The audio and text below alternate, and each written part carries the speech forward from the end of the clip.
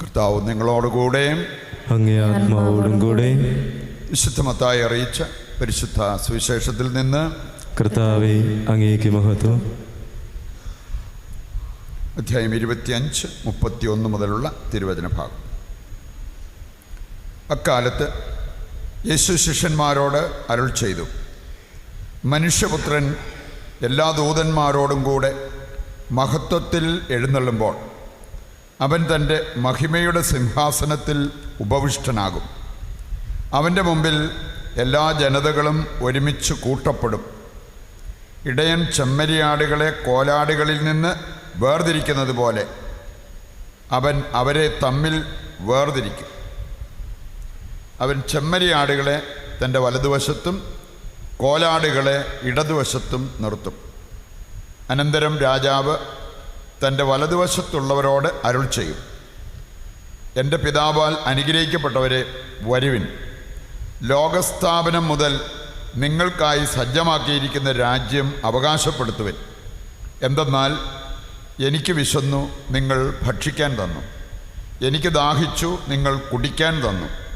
ഞാൻ പരദേശിയായിരുന്നു, നിങ്ങൾ എന്നെ സ്വീകരിച്ചു. ഞാൻ നഗ്നനായിരുന്നു, നിങ്ങൾ എന്നെ ഉടുപ്പിച്ചു. ഞാൻ രോഗിയായിരുന്നു, നിങ്ങൾ എന്നെ സന്ദർശിച്ചു. ഞാൻ കാരാഗൃഹത്തിലായിരുന്നു, നിങ്ങൾ എൻ്റെ അടുത്ത് വന്നു. അപ്പോൾ നീതിമാന്മാർ ഇങ്ങനെ മറുപടി പറയും, കർത്താവേ, നിന്നെ വിശക്കുന്നവനായി കണ്ട് ഞങ്ങൾ ആഹാരം നൽകിയതും ദാഹിക്കുന്നവനായി കണ്ട് കുടിക്കാൻ നൽകിയതും എപ്പോൾ? നിന്നെ പരദേശിയായി കണ്ട് സ്വീകരിച്ചതും നഗ്നനായി കണ്ട് ഉടുപ്പിച്ചതും എപ്പോൾ? നിന്നെ ഞങ്ങൾ രോഗാവസ്ഥയിലോ കാരാഗൃഹത്തിലോ കണ്ട് സന്ദർശിച്ചത് എപ്പോൾ? രാജാവ് മറുപടി പറയും, സത്യമായി ഞാൻ നിങ്ങളോട് പറയുന്നു, എൻ്റെ ഏറ്റവും എളിയ ഈ സഹോദരന്മാരിൽ ഒരുവന് നിങ്ങളിത് ചെയ്തു കൊടുത്തപ്പോൾ എനിക്ക് തന്നെയാണ് ചെയ്തു തന്നത്. അനന്തരം അവൻ തൻ്റെ ഇടതുഭാഗത്തുള്ളവരോട് പറയും, ശപിക്കപ്പെട്ടവരെ, നിങ്ങൾ എന്നിൽ നിന്ന് പിശാചിനും അവൻ്റെ ദൂതന്മാർക്കുമായി സജ്ജമാക്കിയിരിക്കുന്ന നരകാഗ്നിയിലേക്ക് പോകുവിൻ. എനിക്ക് വിശന്നു, നിങ്ങൾ ആഹാരം തന്നില്ല. എനിക്ക് ദാഹിച്ചു, നിങ്ങൾ കുടിക്കാൻ തന്നില്ല. ഞാൻ പരദേശിയായിരുന്നു, നിങ്ങൾ എന്നെ സ്വീകരിച്ചില്ല. ഞാൻ നഗ്നനായിരുന്നു, നിങ്ങൾ എന്നെ ഉടുപ്പിച്ചില്ല. രോഗാവസ്ഥയിലും കാരാഗൃഹത്തിലുമായിരുന്നു, നിങ്ങൾ എന്നെ സന്ദർശിച്ചില്ല. അപ്പോൾ അവർ ചോദിക്കും, കർത്താവേ, ഞങ്ങൾ നിന്നെ വിശക്കുന്നവനോ ദാഹിക്കുന്നവനോ പരദേശിയോ നഗ്നനോ രോഗിയോ കാരാഗൃഹത്തിൽ കഴിയുന്നവനോ ആയി കണ്ടതും നിനക്ക് ശുശ്രൂഷ ചെയ്യാതിരുന്നതും എപ്പോൾ? അവൻ മറുപടി പറയും, സത്യമായി ഞാൻ നിങ്ങളോട് പറയുന്നു, ഏറ്റവും എളിയവരിൽ ഒരുവന് നിങ്ങളിത് ചെയ്യാതിരുന്നപ്പോൾ എനിക്ക് തന്നെയാണ് ചെയ്യാതിരുന്നത്. ഇവർ നിത്യശിക്ഷയിലേക്കും നീതിമാന്മാർ നിത്യജീവനിലേക്കും പ്രവേശിക്കും. കർത്താവിൻ്റെ സുവിശേഷം. ക്രിസ്തുവേ, അങ്ങേക്ക് സ്തുതി.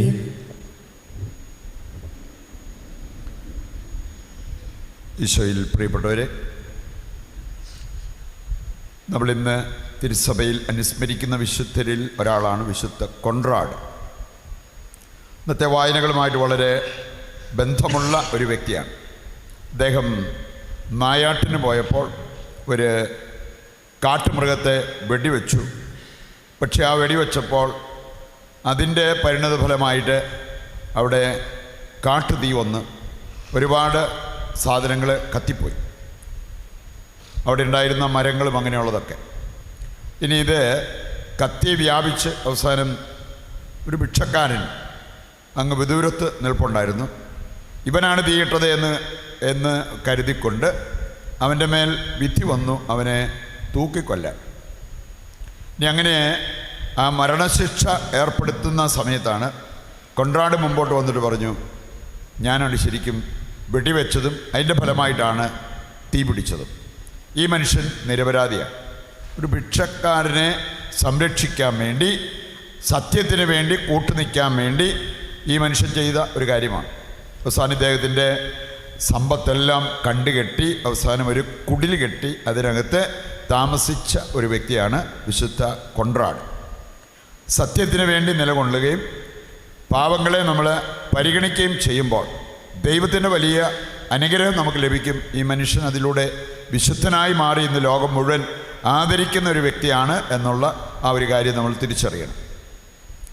ഇവിടെ ഇന്നത്തെ ആദ്യ വായന നമ്മെ ഓർമ്മിപ്പിക്കുന്നത് ലേവ്യർ 19-ാം അധ്യായത്തിൻ്റെ ആദ്യ വചനങ്ങൾ പറയുന്നൊരു കാര്യമുണ്ട്. നിങ്ങൾ പരിശുദ്ധരായിരിക്കണം. എന്താ അതിന് കാരണം പറഞ്ഞിരിക്കുന്നത്? നിങ്ങളുടെ സ്വർഗസ്ഥനായ പിതാവ് പരിശുദ്ധനാണ്. ദൈവമക്കൾക്ക് ദൈവത്തിൻ്റെ സ്വഭാവമാണ് വേണ്ടത്. ദൈവം പരിശുദ്ധനായിരിക്കുന്നതുകൊണ്ട് ദൈവത്തിൻ്റെ മക്കളും പരിശുദ്ധരായി മാറണം. ഞാൻ കണ്ടിട്ടുണ്ടെങ്കിൽ നല്ല വിദ്യാഭ്യാസമുള്ള മാതാപിതാക്കൾ ഇനി അവരുടെ മക്കൾ വിദ്യാഭ്യാസം പ്രാപിക്കണമെന്ന് ആഗ്രഹിച്ചിട്ട് അതിന് താല്പര്യം കാണിക്കാതെ ബേസിക് വിദ്യാഭ്യാസം പോലുമില്ലാതെ ജീവിക്കുന്ന മക്കളെ കണ്ടിട്ട് വേദനിക്കുന്ന മാതാപിതാക്കളുണ്ട്. അങ്ങനെയെങ്കിൽ എൻ്റെ പ്രിയപ്പെട്ടവർ, സ്വർഗസ്ഥനായ പിതാവ് പരിശുദ്ധനാണ്. ആ പിതാവ് ആഗ്രഹിക്കുന്നത് ആ പിതാവിൻ്റെ മക്കൾ നമ്മൾ പരിശുദ്ധരായിരിക്കണം. പുതിയ നിയമത്തിൽ നമ്മൾ കാണുന്നുണ്ട്. 1 പത്രോസ് 1-ാം അധ്യായം 15-16 വചനങ്ങൾ വായിച്ചാൽ പിതാവായ ദൈവം പരിശുദ്ധനായിരിക്കുന്നത് പോലെ അവിടുത്തെ മക്കൾ പരിശുദ്ധരായിരിക്കണം. പറയുന്നുണ്ട് ദൈവം നമ്മെ ക്ഷണിക്കുന്നു വിശുദ്ധരായി ജീവിക്കുവാൻ.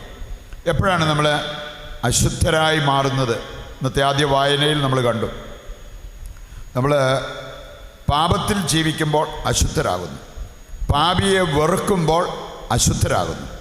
ഒരുപാട് കാര്യങ്ങൾ ഒരു ലിസ്റ്റ് പോലെ ഇന്നത്തെ ആദ്യ വായനയിൽ നമ്മൾ കണ്ടതാണ്.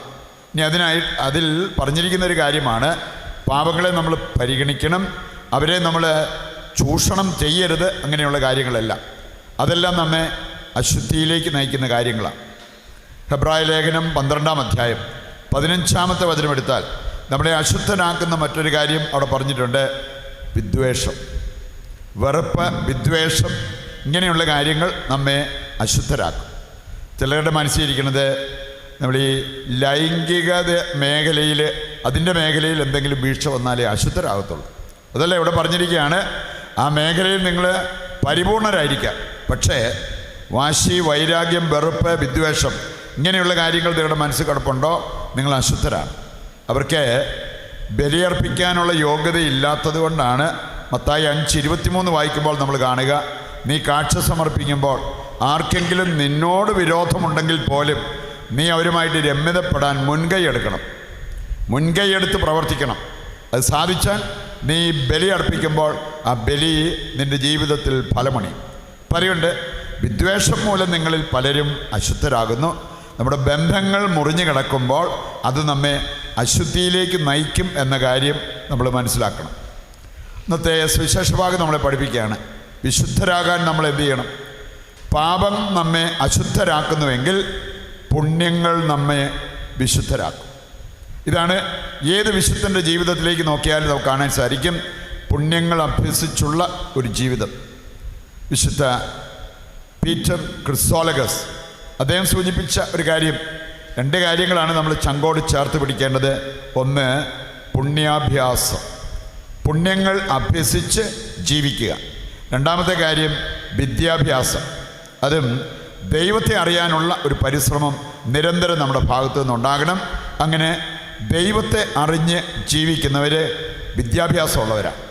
നമ്മുടെ ഹൃദയത്തിന് പഠിപ്പുണ്ടാകണം എന്ന് പറഞ്ഞാൽ ജ്ഞാനമുള്ള ഹൃദയം, അതാണ് നമുക്ക് ഏറ്റവും ആവശ്യമായിട്ടുള്ള കാര്യം. എന്നാണെങ്കിലും നമ്മൾ ചിന്തിച്ചാൽ നമുക്ക് മനസ്സിലാക്കാൻ എളുപ്പമുണ്ട്. നിങ്ങൾ ആരുടെയെങ്കിലും വീട്ടിലേക്ക് യേശുക്രിസ്തു വന്നിട്ട് എനിക്കൊരു 2000 രൂപ വേണം, എന്നെ ഒന്ന് സഹായിക്കാമെന്ന് പറഞ്ഞാൽ നിങ്ങൾ കടം മേടിച്ചാണേലും കൊടുക്കും, ഉറപ്പാണ്. കാരണം നമുക്കറിയാം യേശുവിന് കൊടുത്താൽ അതിൻ്റെ ഫലം ഉണ്ടാവും. യേശുവിന് കൊടുത്തു കഴിഞ്ഞാൽ തീർച്ചയായിട്ടും നമുക്കതിന് 7 ഇരട്ടി 100 ഇരട്ടി പ്രതിഫലം യേശു തരും. നിങ്ങൾ യേശു നമ്മുടെ ആരുടെയെങ്കിലും അടുത്ത് വന്നിട്ട് എനിക്ക് വിശക്കുന്നു, എനിക്ക് ഭക്ഷണം കഴിക്കാൻ നിവൃത്തിയില്ല, എനിക്ക് മരുന്ന് മേടിക്കാൻ നിവൃത്തിയില്ല എന്ന് പറഞ്ഞാൽ നമ്മുടെ കയ്യിലിരിക്കുന്ന പണമെടുത്ത് കൊടുക്കാൻ നമുക്ക് ഒരു അമാന്തവും ഉണ്ടാകത്തില്ല. ഇന്നത്തെ സുവിശേഷഭാഗം നമ്മളെ ഓർമ്മിപ്പിക്കാൻ ഇങ്ങനെയുള്ള സാഹചര്യങ്ങളിൽ ഇതുപോലെ ചെയ്യാനായിട്ട് വളരെ എളുപ്പമാണ്. പക്ഷേ നമുക്ക് ചെയ്യാവുന്നൊരു കാര്യം, ഇങ്ങനെയുള്ള അവസരങ്ങൾ ഒരുപാടൊന്നും നമ്മുടെ മുമ്പിൽ വരണമെന്നില്ല. ഒരേ ദിവസം തന്നെ നിരവധി അവസരങ്ങൾ നമ്മുടെ മുമ്പിൽ വരും. ഇന്നത്തെ സുവിശേഷഭാഗത്തിൻ്റെ വെളിച്ചത്തിൽ ചിന്തിച്ചാൽ എൻ്റെ എളിയ സഹോദരങ്ങളിൽ ഒരാൾക്ക് നീ ഇത് ചെയ്തു കൊടുത്തപ്പോൾ നീ എനിക്ക് തന്നെയാണ് ചെയ്തു തന്നത്. നീ ഇത് ചെയ്യാതിരുന്നപ്പോൾ നീ എനിക്ക് തന്നെയാണ് ചെയ്യാതിരുന്നത്. അതുകൊണ്ടാണ് വിശുദ്ധ ബാസിൽ പറഞ്ഞിരിക്കുന്നൊരു കാര്യമുണ്ട്, നീ ചെയ്യാത്ത സൽപ്രവൃത്തി നീ ചെയ്തു കൂട്ടുന്ന അനീതിയാണ്. അത് പാപകരമായിട്ടുള്ളൊരു കാര്യം, നമ്മളെ അശുദ്ധരാക്കുന്ന കാര്യമാണ്. അപ്പം അതുകൊണ്ട് നമുക്ക് സൽപ്രവർത്തികൾ ചെയ്യാൻ പറ്റുന്ന അവസരങ്ങളെല്ലാം പ്രയോജനപ്പെടുത്തണം, സൽപ്രവർത്തികൾ ചെയ്യണം. നമ്മൾ ആരെ സഹായിക്കുന്നു അവരിൽ നിന്നൊന്നും പ്രതീക്ഷിക്കേണ്ട. അത് പ്രതീക്ഷിക്കാൻ നമ്മൾ ചെയ്യുന്നെങ്കിൽ ദൈവത്തിൽ നിന്ന് പൂർണ്ണമായിട്ട് അതിൻ്റെ കംപ്ലീറ്റ് അനുഗ്രഹം ദൈവത്തിൽ നിന്ന് തന്നെ നമുക്ക് ലഭിക്കുന്നത് നമുക്ക് കാണാൻ പറ്റും. മാത്രമല്ല, നമുക്കിങ്ങനെ അവസരം കിട്ടിയിട്ട് നമ്മളത് പ്രയോജനപ്പെടുത്താതിരുന്നാൽ നമ്മുടെ വിധി ദിവസം ഈ കണക്കെല്ലാം ദൈവം കൊണ്ടുവരും എന്നുള്ളത് ഇന്നത്തെ സുവിശേഷ ഭാഗം നമ്മെ പഠിപ്പിക്കുന്ന കാര്യമാണ്. പ്രിയപ്പെട്ടവരെ, ഇവിടെ പറയപ്പെട്ട യേശുവിൻ്റെ വലതുഭാഗത്തേക്ക് ആനയിക്കപ്പെട്ട വ്യക്തികളുടെ ജീവിതത്തിൽ സംഭവിച്ചത്, അവർ ചെയ്ത കാര്യങ്ങൾ മനസ്സിലാക്കിയാൽ നമുക്ക് കാണാൻ സാധിക്കും, അങ്ങനെ ഒരു ജീവിതം നയിക്കാൻ തുടങ്ങിയാൽ ദൈവം നമ്മുടെ അടുത്തേക്ക് മരണാനന്തരം മാത്രമല്ല ഈ ലോക ജീവിതത്തിൽ തന്നെ വരുന്നത് കാണാൻ പറ്റും. വിശുദ്ധ ഫൗസ്റ്റീന പാവങ്ങളെ സഹായിച്ച് അതിനുശേഷം കിടക്കുന്നതിന് മുമ്പ് ഒരു പ്രാർത്ഥന നടത്തിയപ്പോൾ കർത്താവ് അവളെ സന്ദർശിച്ചു. കർത്താവ് അവൾക്ക് നന്ദി പറഞ്ഞു. വിശുദ്ധ മാർട്ടിൻ ഒരു പാവപ്പെട്ട മനുഷ്യനെ തൻ്റെ പുറംകുപ്പായം കൊടുത്ത് സഹായിച്ചതിന് ശേഷം കിടക്കുന്നതിന് മുമ്പ് ഒന്ന് പ്രാർത്ഥിച്ചപ്പോൾ ആ മനുഷ്യൻ്റെ അടുത്ത് കർത്താവിശ്വംശം വന്നിട്ട് നന്ദി പറയുന്ന രംഗം നമുക്ക് കാണാൻ പറ്റും. പ്രിയപ്പെട്ടവരെ, ഇവരൊക്കെ പ്രാർത്ഥിക്കാനിരുന്നപ്പോൾ വന്നത് യേശുവാണ്, അല്ലെങ്കിൽ അവർക്കുണ്ടായത് ദൈവാനുഭവമാണ്. ഇന്ന് ഉറങ്ങാനുള്ള സമയമാകണമെന്നില്ല, അതിനു മുമ്പ് തന്നെ ഉറക്കം വരുന്നവരുണ്ട്. ആത്മീയ കാര്യങ്ങളെക്കുറിച്ച് ചിന്തിച്ചാൽ മതി, ഉടനെ ക്ഷീണമായി ഉറക്കമായി അങ്ങനെയുള്ള അവസ്ഥകൾ വരുന്നവർ. പ്രിയപ്പെട്ടവർ, നമുക്ക് ഇവരെ പോലെ ഈ നല്ല ജീവിതം കാഴ്ചവെച്ച ഇവരെ പോലെ നമുക്കും നല്ലവരായി ജീവിക്കാൻ സാധിച്ചു കഴിഞ്ഞാൽ, നന്മ ചെയ്ത് ജീവിക്കാൻ സാധിച്ചു കഴിഞ്ഞാൽ നമ്മൾ നടക്കണ വഴി ദൈവത്തെ കാണാൻ പറ്റും. നമ്മൾ എവിടെ ഇരുന്നാലും, പ്രത്യേകിച്ച് പ്രാർത്ഥനയ്ക്കിരുന്നാൽ കർത്താവ് അവിടേക്ക് വന്ന് നമ്മെ സഹായിക്കുന്ന അനുഭവം നമുക്കുണ്ടാകും. ഇങ്ങനെയുള്ള കാര്യങ്ങൾ ഹൃദയത്തിലേക്ക് ഏറ്റെടുത്ത് അത് ജീവിക്കാൻ തുടങ്ങുമ്പോൾ അതിൻ്റേതായ വലിയ സൽഫലങ്ങളുണ്ടാകും എന്നുള്ള ബോധ്യത്തോടെ അതിനുവേണ്ട കൃപയ്ക്കും അനുഗ്രഹത്തിനുമായിട്ട് ഇന്നത്തെ ബലിയിൽ ദൈവത്തോട് നമുക്ക് പ്രത്യേകം പ്രാർത്ഥിക്കുകയും ചെയ്യാം.